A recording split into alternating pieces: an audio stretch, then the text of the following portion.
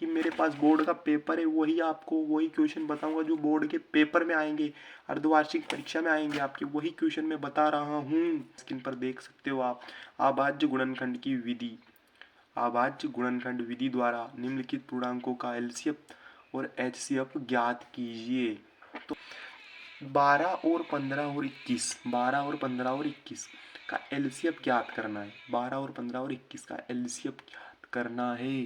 तो कैसे? जो 12 है उसका एलसीएम निकाल लेते हैं। 12 का हम 2 में देंगे तो 6 आएगा, और फिर 6 में 2 से करेंगे डिवाइड तो 3 आएगा, और 3 में करेंगे तो 1 डिवाइड करेंगे तो 1 आएगा।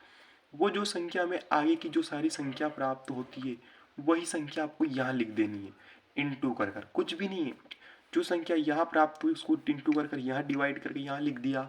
वैसे ही 15 का यहाँ से हमने 15 में 5 का किया, 3 प्राप्त हुए, और फिर 3 से किए तो 3 में 1 प्राप्त हुआ। वही संख्या जो यहाँ प्राप्त हुई वहाँ यहाँ उतार दी। और इसमें 7 में 21 में जो 21 है इसका भी ऐसा ही किया। 21 को यहाँ से डिवाइड 7 से डिवाइड किया, 3 आए, और फिर 3 से डिवाइड किया, 1 आया।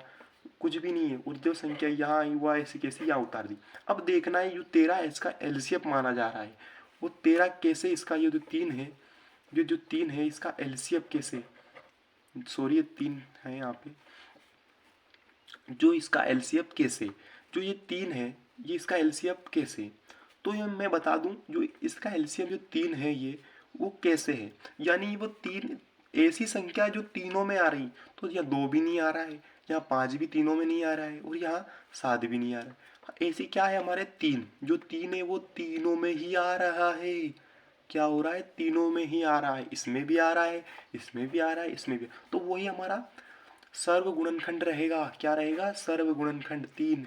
इसका हमारा क्या रहेगा? 3। जो ये 3 है यही हमारा सर्व गुणनखंड रहेगा। आपको चाहे क्वेश्चन कुछ भी कहे, लेकिन उसमें जो तीनों में निकले, जैसे कि बता रहा हूँ, तीनों में रहे वही संख्या लिख देते हैं।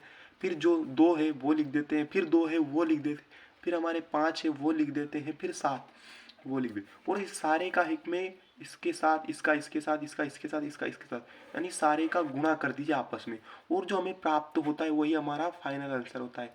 जैसे 420 यही हमारा फाइनल आंसर है। अगर वीडियो अच्छा लगा हो तो लाइक, फॉलो और चैनल को सब्सक्राइब